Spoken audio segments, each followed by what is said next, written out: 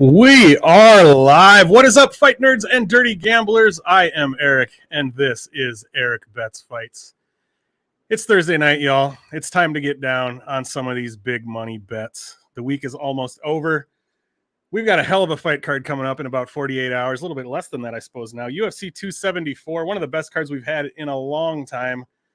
We get to see some title fights. We get to see some up-and-comers in some exciting matchups. We get to see some classic veterans that some people might argue shouldn't even be around anymore, but I wouldn't agree. I get real excited for fights like that. I think this is going to make for a hell of a fun card, and there's some good betting spots too. I think I've already put most of my straight plays and my totals and things like that. I got that stuff all in. Those smart bets, the ones where we're trying to get just like an intelligent small return on our money. Those bets are already done. And I got to give a little credit to our boy Lou Betcha on this one. He popped in to the Big Money Bets chat one night while we were live and said, I'm not here for smart bets. So I'm kind of thinking of this as like, we've already put those bets in. Now we go through the dumb bets and we try to find the smart dumb bets. So that's what we're going to be doing here on Big Money Bets. I'm feeling good about this card. I'm feeling good about the bets I've already got in. I think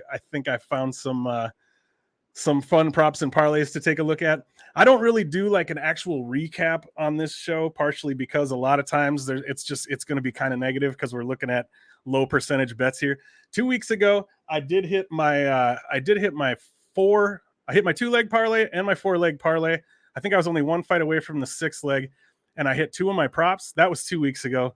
Last week was a nothing burger. I didn't even hit my 2-leg parlay last week. I didn't hit any of my props. It was bad. So we're not even going to get into that. On my notes for this show, I put recap bad. That's all I put. So yeah, didn't go great, but we're hoping we can do a little better with it this time. Luckily, we don't track any of this stuff. We're just having fun with it. So I do have an awesome guest to bring in for you guys tonight, who's also going to share some props and parlays that he's got in mind. Fellow goes by the name of WizzBets. He was previously known as Wizz MMA on Twitter, but he changed to WizzBets because he doesn't just cover MMA. He covers other sports as well. He's a guy who knows his way around the sports in general. I'm going to let him tell you a little bit more about who he is and what he does. We're going to go ahead and bring him in right now. Ladies and gentlemen, Mr. WizzBets. How's it going, dude? How's it going? Thanks for the great introduction, by the way, and thanks for having me on. Absolutely, man. I'm really happy to have you here. Before we get started, there it is. I have to continue the tradition. I love it. It's not a long stemmed glass, but it's a short stem glass. I love that. I was just telling my wife about that right before we popped on. And I was like, the funny thing is we don't even talk about it. Like, it just became a thing. Like, I don't tell the guests. I was like, I don't even know if the guests know about it, but so far everybody's done it. So I'm loving it. We make it into a party. Good stuff. Mm-hmm. Yeah, why don't you, before we jump in, why don't you go ahead and just tell us a little bit about like who you are, what you do, kind of how you got involved in this space, and where people can find you online. Of course. So I'm WizzBets, as Erik mentioned, formerly known as Wizz MMA. I cover all sports, mainly mixed martial arts, basketball, American football, as some people might call it, soccer too. So I cover soccer, NHL, and baseball. With a little bit of tennis sprinkled around. So you can follow me on Twitter at WizzBets. That's currently the only handle that I have active, but I'm looking to branch out into the YouTube realm of things and hopefully have a podcast or a show similar to this successful one. So thanks for having me on. Yeah, dude, really appreciate you being here. So yeah, those of you watching, make sure you check out WizzBets. He posts free plays on tennis, and I haven't tailed any of your bets yet, but I've thought about it. I've seen some of your tennis bets, and I'm like, man, I don't even know if I know how to place a tennis bet, but I'm gonna have to figure it out so I can tell you. Like, I'm so just focused on the MMA side that when I see these things that are like +5.5 or whatever, I'm like, I don't even know exactly what that means. I'm gonna have to learn how to bet on other sports if I'm gonna tail anybody. So yeah. I mean, I'm an MMA guy who's learning the betting side, so clearly I've got a lot to learn on that, but that's all right. That's why it's good to have you guys around who just know the betting in general. Teach me what the heck I'm doing. It comes to everyone at a different time, I'll tell you that, because I was never into tennis or any other sports besides betting on. It was mainly just MMA and basketball at the time. And then naturally, I used to play soccer when I was younger, semi-professionally, so I got into soccer and then one sport after the other, and it led to just the whole plethora, the whole shebang. So would you say that you're a fan of all of those sports too, or you just kind of learned how to handicap them and are more into it for the gambling aspect? I would say I'm more of a fan in Okay, all those cool. sports. Probably not NHL. That's probably the only one in hockey. But baseball, tennis, basketball, football, mixed martial arts, love it. Awesome. I love that.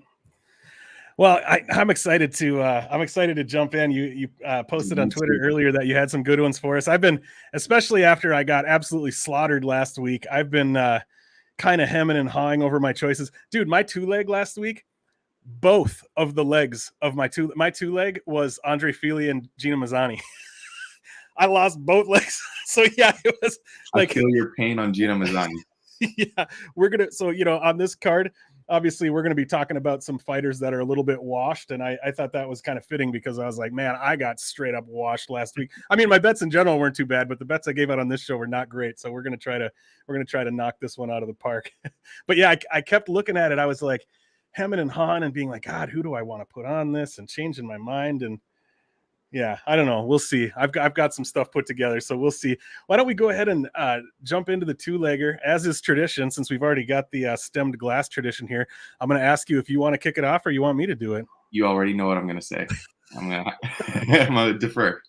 All right, homie. I will jump right in.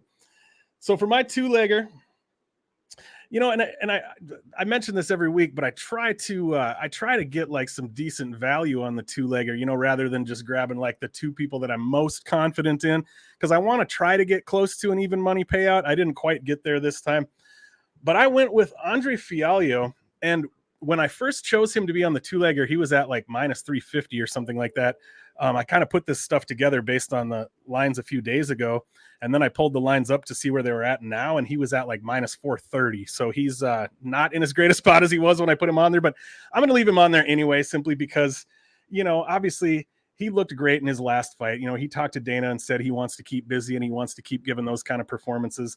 I watched the tape on his opponent, and he's a tough, scrappy guy, but I just don't think he's really all that good. I don't think he's going to prove to be UFC caliber, and he likes to come in with his hands down and his chin high, and I think Fialho's probably going to handle him. And then this is one I'm feeling a little bit weird about, but this was mostly I didn't want to go all the way up to a huge line here, so I decided to go with OSP at minus 230. It's a little bit of a greasy fight. Could I see a path to victory for Shogun? Maybe. It's a really weird fight to try to cap just because of where these guys are at in their career. And for me, it kind of just comes down in the end to who has fallen off of a cliff less physically. OSP, at least, if nothing else, he still has some physicality. He's slowed down some. He's not as athletic as he used to be, but he still has some strength, still has some athleticism. And I think that's probably going to be enough to carry him through here. So with those 2 together, we end up with a total of minus 130. So I didn't quite get to even, but we got fairly close. Okay. I like that one. I like that All right. one. Now, OSP is the only pick where I like OSP. I'm probably going to end up throwing him in a parlay or 2 here or there. But I feel like the fight before the retirement fight for Shogun, I think he's going to go out on 2 wins. And the funny thing is, I hope you're right. Even if that will mean that my 2-legger loses, but just from a fanboy perspective, I would love to see Shogun win this fight. I would rather have that happen than win my parlay for sure. But for me, for my 2-legger, I'm actually going to start with the same first leg. So Andre Fialho. Looking at the tape for Van Camp, I do not think he belongs in the UFC, at least not yet. I don't mean to disrespect the guy in any way, but Fialho just went against Miguel Baeza. And Miguel Baeza is a fairly skilled UFC fighter who has proven himself quite a bit, mixing it up with leg kicks, and the striking game is pretty solid. And he just knocked him out cold in the first round. Fialho is a very dangerous fighter, and I think he can shut the lights out in the first round in this fight. So I'm going to stick with Fialho there. I also initially, when I was looking at the fights, I saw that minus 350 line for Fialho. Now, as you mentioned, up to minus 430. I'm going to pair him with Brandon Royval. I think Brandon Royval is ahead of Matt Schnell in pretty much every aspect of MMA. But for me, I think the path to victory for Royval is going to be taking Schnell to the floor, Really grinding out a decision on the mats or a signature submission for Royval. So I'm gonna take both of them. When I took that parlay, the odds were at -128, so near even. All right, cool. Yeah, we're about in the same spot with that Yeah. two-legger. I'm not even going to give any thoughts about your choices there because you're going to know my thoughts as soon as I move on to the four-legger here. Okay. So, because I may have done something similar. So yeah, to recap, I've got Fialho and OSP as my two-legger. I added. Oh wait, that's not the right line at all. I must have put this in here earlier. Michael Chandler's at like -400 now, right? Yeah. Uh-huh. Okay, I got to recalculate. I got to recalculate this parlay. I'm gonna give it to you, and then I'm gonna go back and recalculate it while you're talking. But I added Michael Chandler.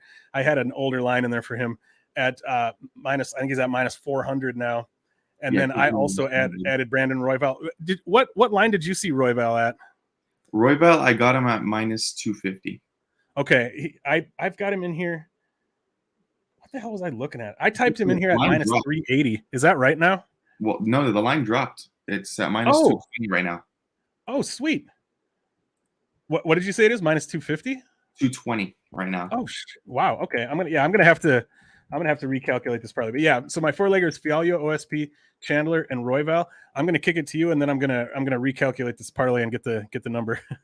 Okay. So to add on to those two, I'm gonna go ahead and add Michael Chandler.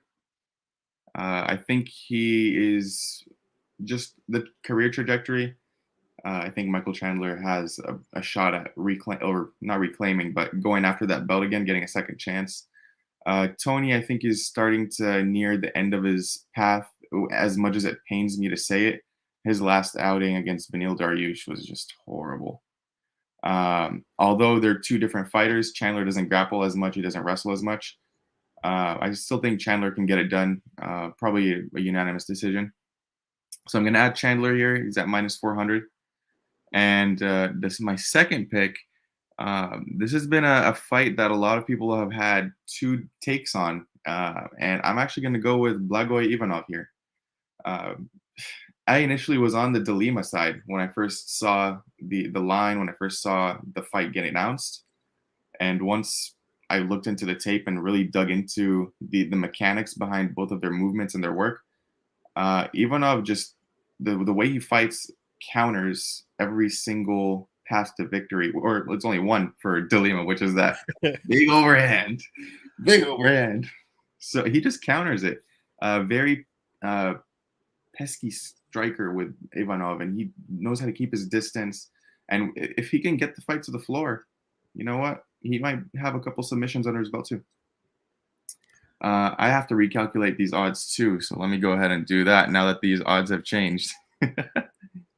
Yeah, I thought, and okay, I just recalculated mine and it came out to +222, and it was actually like +216 or something the other way I had it, so it didn't even end up making that huge of a difference. But yeah, mine is gonna be around like +276. Okay, awesome. And yeah, well, I'll get there. I'm throwing Blagoy in on my six-legger as well. So to recap, my four-legger was Fialho, OSP, Chandler, and Royval. I'm going to add to that. I'm going to add Blagoy Ivanov. Got him at -140. A lot of the same things you said. You know, like obviously pays out. He's dangerous early. He's actually got pretty nice striking. It just only lasts 3 minutes or so. You know, I in my head, I was thinking of him as before I watched tape this time around. I was thinking of him as just being like a pretty sloppy brawler. And then when I watched him, I was like, he's actually got pretty good technique. He just can't hang on to it for very long. I was like, the guy's a good striker for a very little while. So I was impressed with him in that regard. So the guy's obviously very dangerous to start with, but Blagoy has, you know, aside from being stabbed in the heart, he's also taken full-on power shots from Derek Lewis and kept coming. I mean, the guy's obviously hard to stop. I think he's gonna be able to handle what Pesao brings. And yeah, Ivanov is just, he's so able to just kind of slow things down and make the fight what he wants it to be. And once Pesao is tired, I mean, Pesao's not going to have any choice but to be slowed down anyway, because he's going to death gas probably. And it's just going to, he's just going to be a sitting duck, an unmoving target for the relatively unmoving Blagoy to do what he wants to, I think. And then I also to get a little bit of a better number, I went with a closer one here that I feel pretty good about. I went with Randy Brown. He was at minus 110 when I looked earlier, but yeah, he's pretty much at a coin flip. I'm not super confident in him winning, but I think it's a decent fight for him, and I like him to probably potentially be able to win a decision there, just kind of staying outside. And my buddy Jared's in the chat here. No shame in lasting 3 minutes. Thanks for being here, Jared. I think you're the only one watching. So yeah, to recap, I've got my 6-legger is Fialho, OSP, Chandler, Royval, Randy Brown, and Blagoy Ivanov. What I've got here is plus 936. That's what I had calculated earlier. When I recalculated the 4-leg, it didn't change that much. So it's going to be somewhere in that neighborhood anyway, right around between 900 and 1,000. So I'm just going to leave it at that. Nice. So to add on to my 4-legger, I'm going to be adding on, controversial here, might be, possibly, depending on how you think. I'm going to go with Justin Gaethje here. Justin Gaethje at right now, he is currently sitting at a plus 145. I just do not like how Oliveira charges at people with his chin up in the sky. That's all I'm going to say. That's the only thing I have for that one. And I mean, he gets dropped. He's been getting dropped early in every fight. If you get dropped early by Gaethje, there may be no getting up after that, right? So yeah, he's not going to be a Poirier where he's going to let you recover. He's going to go after you. So I'm adding Gaethje there, and just to make this the ultimate DGen parlay, I have to add in the second underdog in Carla Esparza.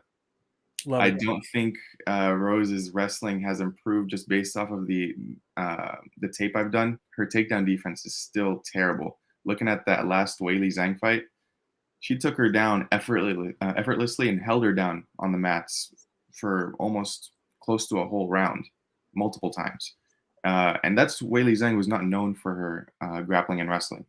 Against someone like Carla, who is mainly known for her wrestling, that's going to be trouble. I just smell trouble. I smell a, let's see, 49, 48. Yeah, let's say 49-48 decision, unanimous decision for Carla Esparza.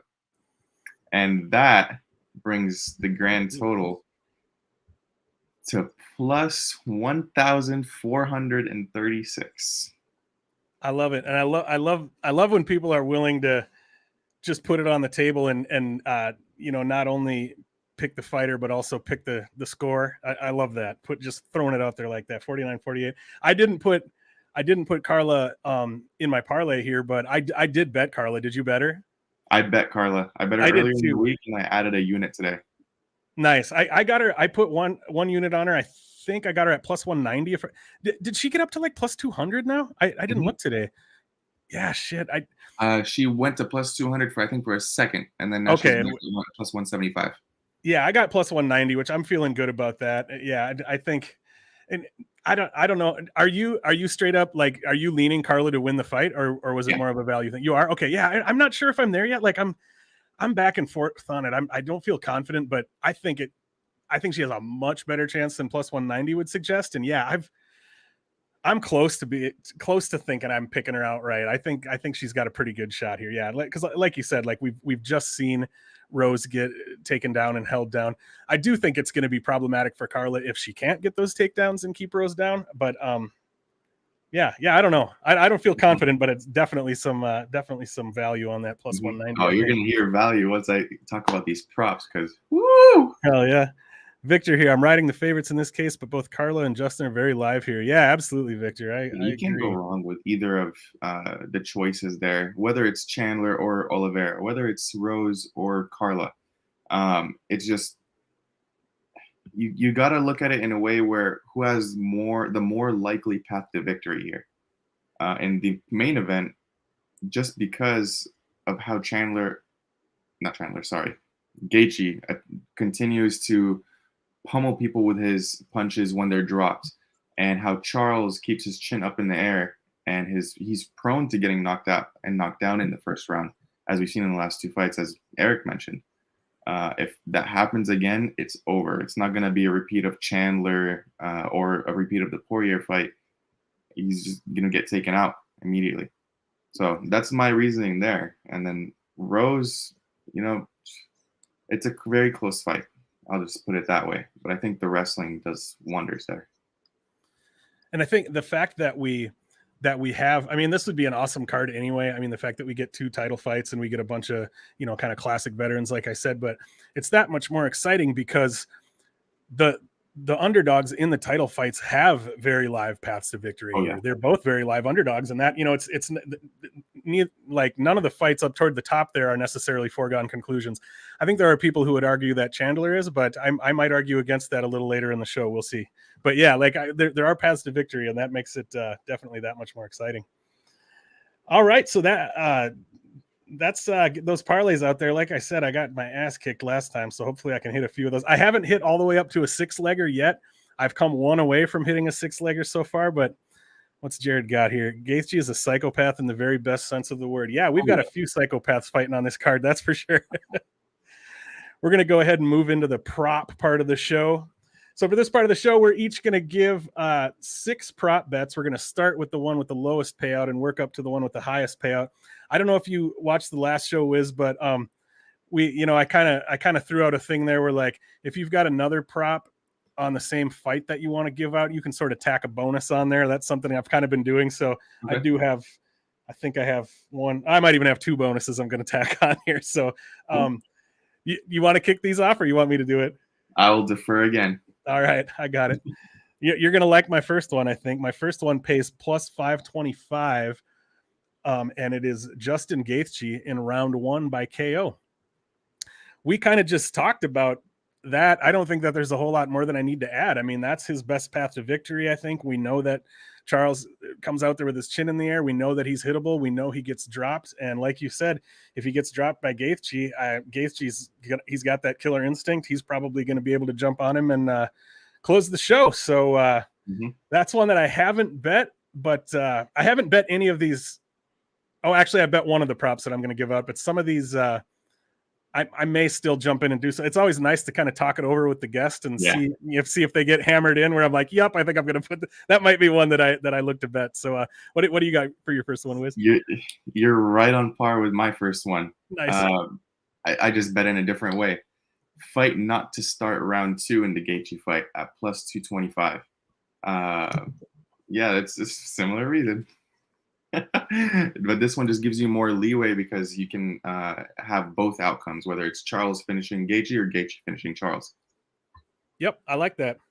Because I think Gaethje finding the round 1 finish is more likely than Charles finding the round 1 finish. But Charles is a guy who absolutely, if they find themselves in a scrambling situation, he's a guy who can get on your back in a flash. And him finding a round 1 finish is maybe less likely than Gaethje, but still not an unlikely path to victory. I like that. Mm-hmm. All right. So for my second one, I'm maybe getting a little more controversial here, but my second one pays plus 585. I went with Melissa Gatto by sub. I really like that. And yeah, like I like Melissa Gatto in this spot. I haven't ended up betting her. I worry that it's a little bit of a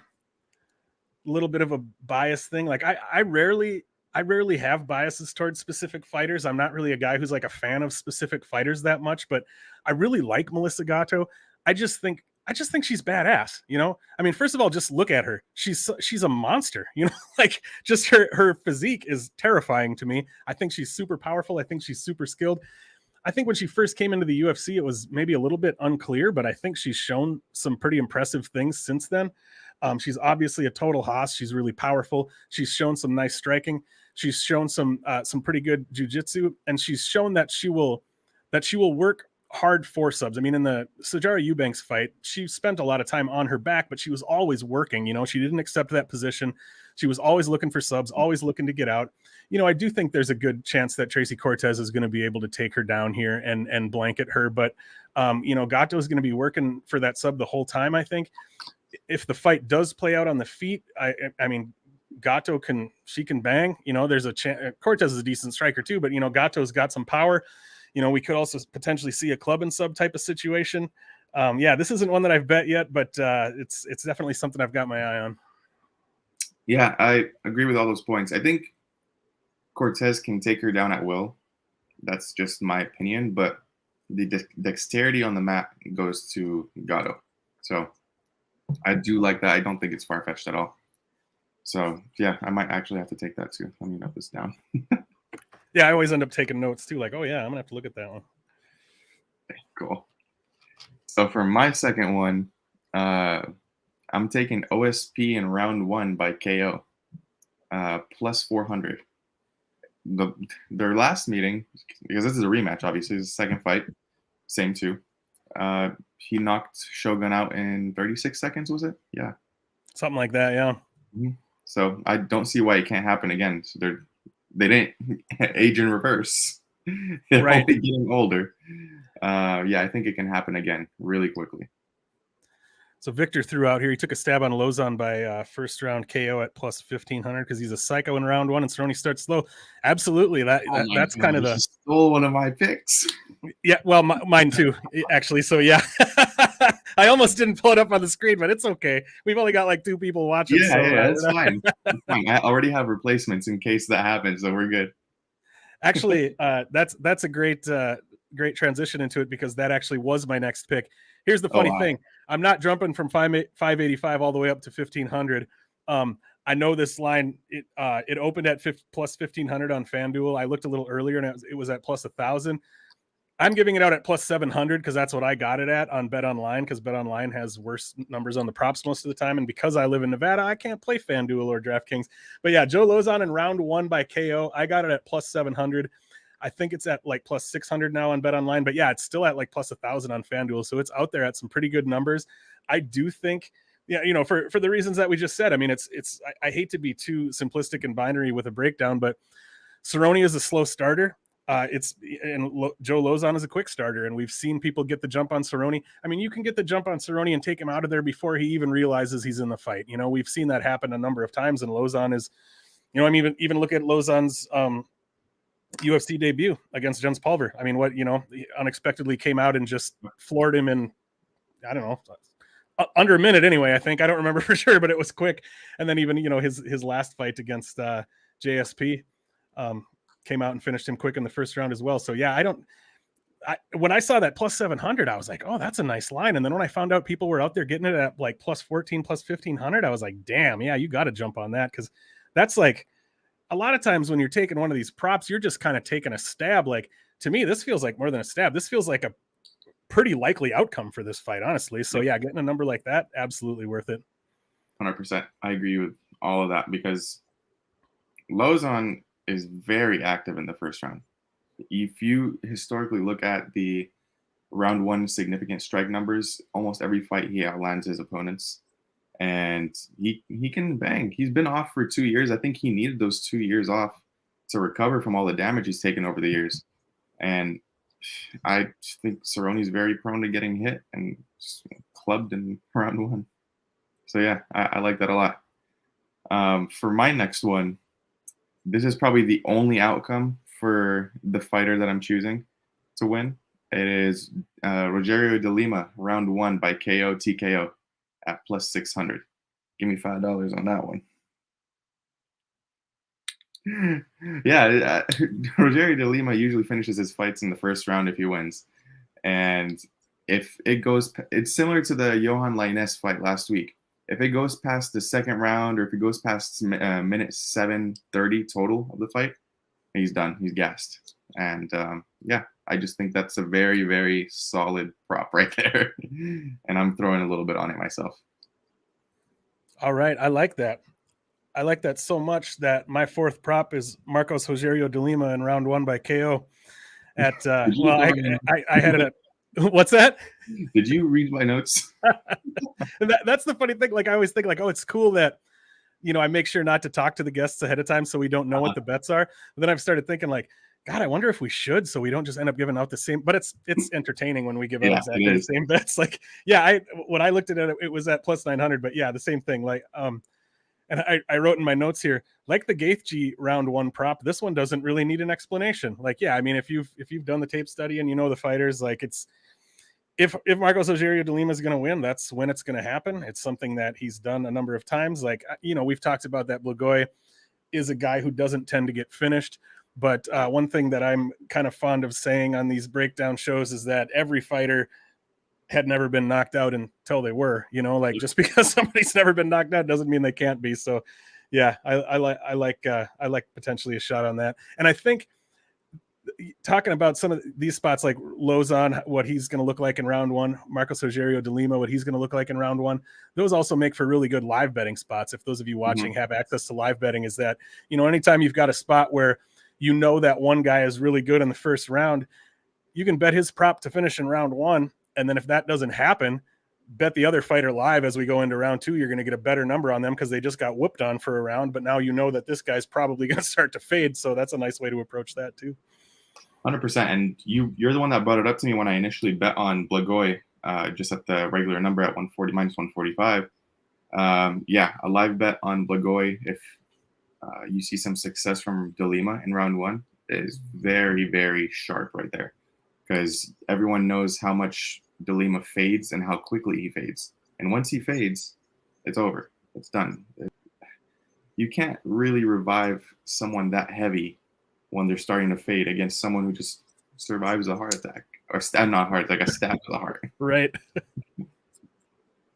Yeah, so I like that. So my next one, this one is actually the one I just improvised on the spot. Chaos Williams in round one by KO or TKO. The number is lower than the last bet. When I initially saw it, it was at plus 750. But now it's all the way down to a plus 450. I don't think this one needs explanation either. Right. Chaos with that power, that vicious power in the hands, even though I don't think Randy has been knocked out before. But Chaos Williams just has fire for hands. And if he touches his chin, I don't know how long it's going to last. So I like that. Yeah, I like that too. And yeah, there are certain fighters where I feel like the narrative behind fighters who have a great chin, where there are people who have the kind of power where you can just kind of forget about that. You know what I mean? Like almost anyone up against a guy like Chaos Williams, I'd be like, well, they've never been knocked out before, but they've never fought Chaos Williams. It's just a different ball game, I think. Mm-hmm. Yeah, I wanted to mention Grateful Dude throughout here, the under 2.5 in the Cerrone fight and the under 2.5 in the Lima fight. Yeah, that's largely. I'm on a bunch of totals in on this card. I'm on a bunch of unders and fight doesn't go the distance, and I don't usually bet a lot of those, but there's a bunch of spots that I liked. Not that we'll be talking about all that on this show, but yeah, check out my full card breakdown that I put out yesterday. I give all those out, but yeah, I'm betting a lot of fight doesn't go the distance and a lot of unders on this one. I just realized, so looking at my last one was the Peizao in round one by KO. I had a bonus on this one that I didn't see, so I'm going to go ahead and tack that one on and then give you my fifth one. My bonus was Blagoy Ivanov in round two by sub plus 1400, which kind of like we just talked about. I think if Rogerio De Lima doesn't find that round one KO, there's a pretty good chance he's going to get subbed in round two. So if you bet both of those, you're pretty well covered, I think. So yeah. Anyway, going on to number 5, my fifth was it was at plus 1,000 when I looked at it. Brandon Royval in round 3 by sub. And I think you kind of mentioned something like that earlier, right? Isn't that kind of how you were seeing this one play out as well? Yeah. And, I think Royval has a bunch of subs in the UFC. He's awkward. He's unorthodox. He's hard to figure out. And, I'm almost envisioning it even potentially being a club and sub type of situation. He might, I think he's a guy who's tough to figure out. He's got weird movement. He could potentially drop Schnell and find a sub, or, it could even just be they're scrambling on the ground. But yeah, he's just such an unorthodox and scrambly and sort of squirmy guy, like a tough guy to figure out. And yeah, I think, and Schnell's a tough guy too. So that's why I kind of looked, obviously I'm looking for the bigger number, but that's why I looked to the round 3, as I think Schnell's a guy you probably got to wear down a little bit before you're going to find that moment. But yeah, Brandon Royval in round 3 by sub plus 1,000. Nice. That didn't even cross my mind, to be honest with you. That number is great. I'll have to look into it, because that sub is always live, any round. Royval doesn't really seem to have a gas tank problem, so I think he can get it done in any round. But round 3 would probably be the round that Schnell gasses. So Yeah, makes sense, huh? It hints at one of the bets I'm about to talk about, and well, not the next one, the last one.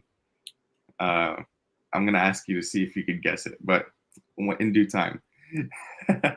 So for my fifth one, I actually have Carla Esparza by sub at plus 900.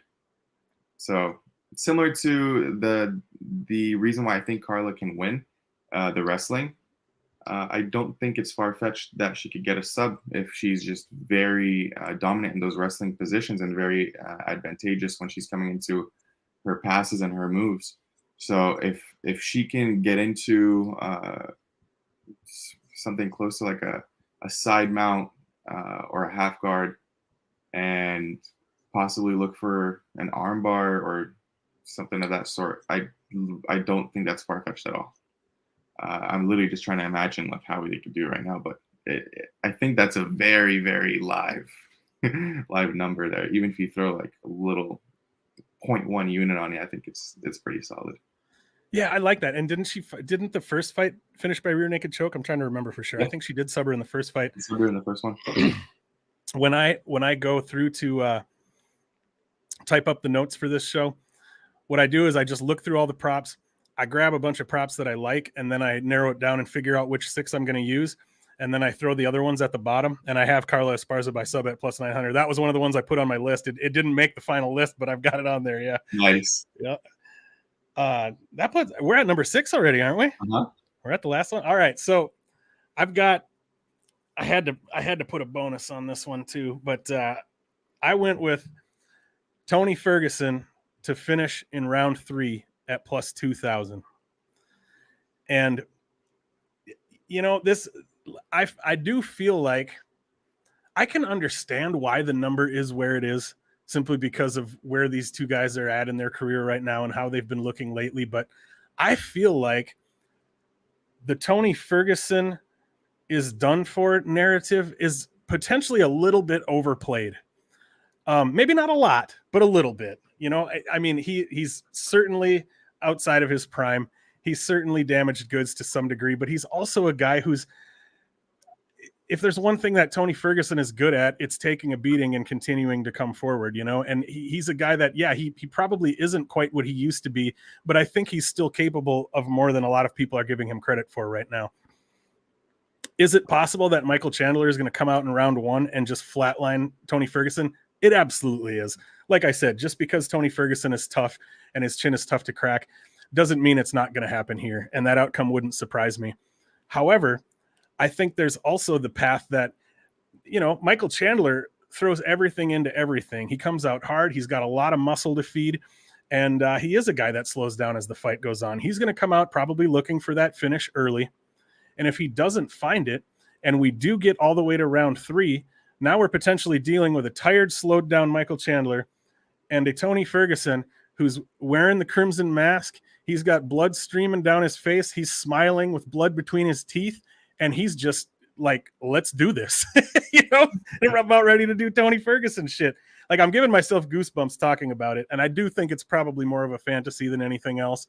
But you also can't be super, super shocked if something like that were to happen. Like when you think it through, it makes sense, right? Like we could end up there. So I went for my 6th one here. I went with Tony Ferguson in round 3 at plus 2,000. But I tacked on a bonus, but I almost feel like I should let you go first and do your 6th one. No. Do the bonus after. Should I do it? Okay. Yeah. So my bonus is, just because we end up with one of these every time, my bonus is Tony Ferguson, Michael Chandler to end in a draw at plus 6,600. And because I always have to throw a draw on here, and the path here, I've got two ways to talk through this one. One is simply that this is such a potentially crazy fight that I just feel like anything could happen. I feel like this is a fight where we could see a point get taken away for God knows what. Like, I just feel like there's so much potential variance in this fight that a draw wouldn't surprise me. Like that's kind of a crazy narrative because it doesn't really make logical sense. But my logical way for this to get to a draw is simply Michael Chandler coming out and winning round 1 10-9, winning round 2 10-9, and then gassing out and Ferguson coming alive and winning round 3, 10-8. So that's the logical way that we get there. So it's kind of become a tradition that I give out a draw every time. I don't usually bet these, but for one thing, you can't track them on Bet MMA Tips, but no reason I can't drop a couple bucks on that one just to say I did it. But all right, that's what I got for you. So I can't ask you to guess what my sixth one is because you almost stole it. Tony Ferguson in round 3, but by submission at plus 2,800. That's my third one. Similar reasons. I think Chandler throws punches with full force every single time, so he gasses out, similar to the round 3 in the Gaethje Chandler fight. And I think if he gasses out in the third round, Tony's gonna ankle pick him. That's literally what I wrote. Tony will ankle pick him if he's tired in round 3. So that's the sixth one for me. That we literally had 3 props that were the same. It's hilarious. Yeah, dude, I love it. Do you think you're gonna bet that Tony round 3? I probably will too. Like, the more I think about it, God, this is such a fun card. I'm just really excited for a lot of the fights on this card. And I think about how could this play out? There's so many bets I want to make that are probably not smart bets. They're kind of stupid, but just fun, you know? This is just going to be such a fun card. I feel like just getting dumb and throwing money around. I shouldn't do that, but dude, yeah, I was talking to Liam Picks Fights earlier, and I was telling him this is probably the first card in a while where I felt jittery for like the card. I'm just that excited. I want it to happen so much that it's just literally jitters. I just wish it was tomorrow. I wish it was right now. I wish it was literally going on right now as we're speaking. But it's only a day away. I'm practically already making my traditional tweet that says I'm sad that the fights are almost over and they haven't even started yet. You already saved it to your drafts. yeah. But and one reason that this card is so awesome, I might have mentioned this earlier, I can't remember, but one reason this card is so awesome is we're getting title fights between fighters who are, at the top of the heap in their respective divisions. But then we're also getting those kind of nostalgia fights where we're sort of parading some dudes out there that are, the fights don't really mean anything, but it's just kind of fanboy service. And I love those fights too. So there's a lot to like about this card. I want to give a shout out to Addicted to Combat popped in here. He's going to be a guest. Is it next week? I can't even remember. Next week or the week after, I think. But yeah, he's coming on. No, not next week. 2 weeks from now. Next week is Dale from Punchlist MMA is coming on, so I'm pretty excited about that one. But we'll be having Addicted to Combat coming on here in a couple of weeks. Anybody watching this, if you're a content creator, I'm looking for guests for the show. I've got it booked for the next few weeks or whatever. But all the kind of homies that I've made on Twitter so far, all the people that I've kind of talked to regularly and stuff, I've already booked all of them. So I need some new people now. So I need to make some new friends, or else just cycle back through the same people again. But yeah, dude, how are you feeling about your slate of bets in general? Like, I don't want to, we went kind of short, so now I'm just shooting the shit a little bit. Yeah, no, of course. I think I have a pretty solid read on this card. There's a couple of spots where I think are unbettable that I've seen a lot of people try and bet on this card. So I'm trying to stay away as much as I can and not get influenced. That's the one thing that I see a lot of people make mistakes in, is they see multiple different Twitter MMA handicappers bet on this one fight where in reality that fight is just unbettable. One of them to me is probably the Randy Brown and Chaos Williams fight. That's just a very tough fight to cap because Randy Brown is way more skillful, but like we mentioned, Chaos Williams has that one punch turn the light switch off kind of power. So you can't, you're not wrong if you pick any side, but also, do you really want to go through the pain of watching that fight, knowing that if you're betting on Randy Brown, you can get your lights shut out immediately, or if you're betting on Chaos, that you're just going to get outskilled and maybe taken to the floor. So it's more just keeping your mental straight. But yeah, I think this card's going to be pretty good.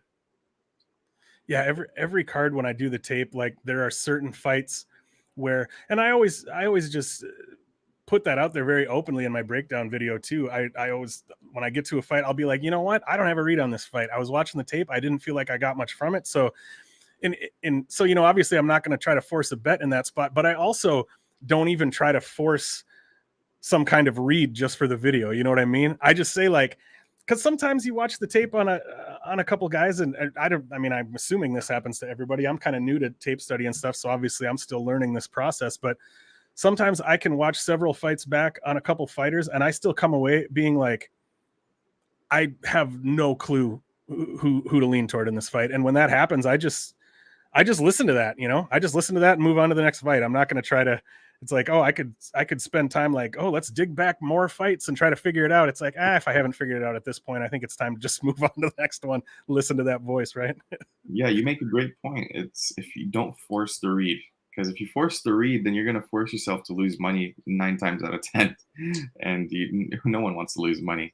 The name of the game is trying to bet on sports to make some money, to make some extra lunch or dinner money, get yourself something nice, get your significant other something nice if you have one. It's one of those things, but you don't want to get the bookie something nice.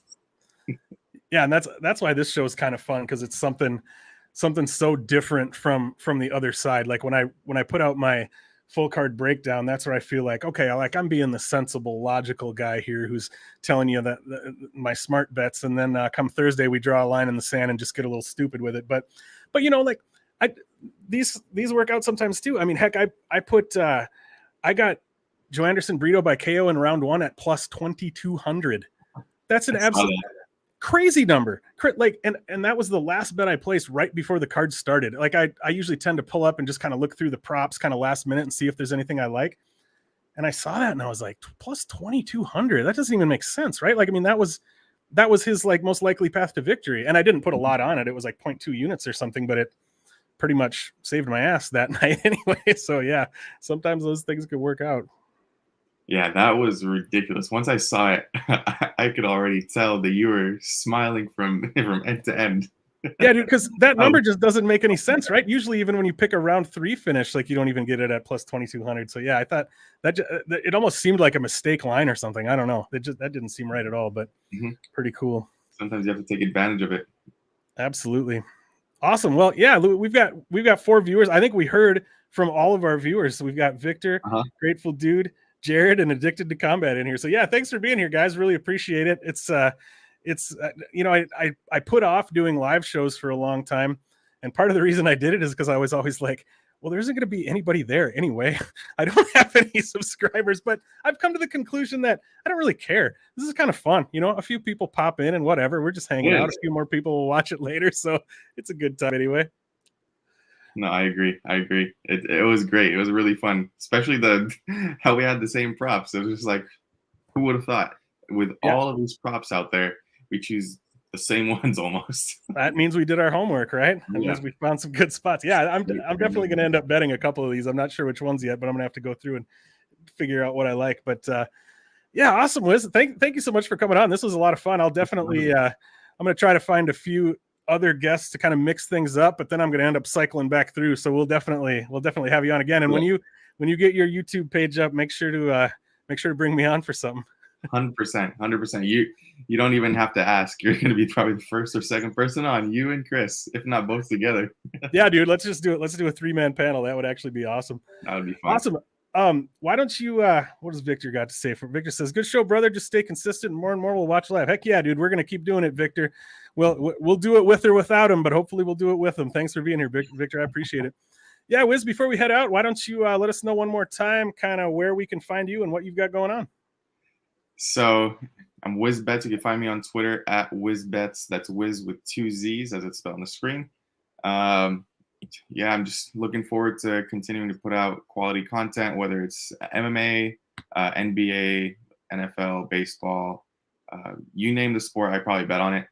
And I like putting out quality research when it comes out to these fights. So looking forward to it. And Erik, once again, thanks for having me again. It was really fun. Awesome, man. Yeah, thanks so much for being here. So yeah, everybody, make sure you check out Wizz. Yeah, if you need some tips on the other sports. I don't know anything about any of those other sports, but like I said, I've been keeping an eye on his stuff. I might tail some tennis bets here. I don't know anything about tennis, but might as well give it a shot. It sounds like fun.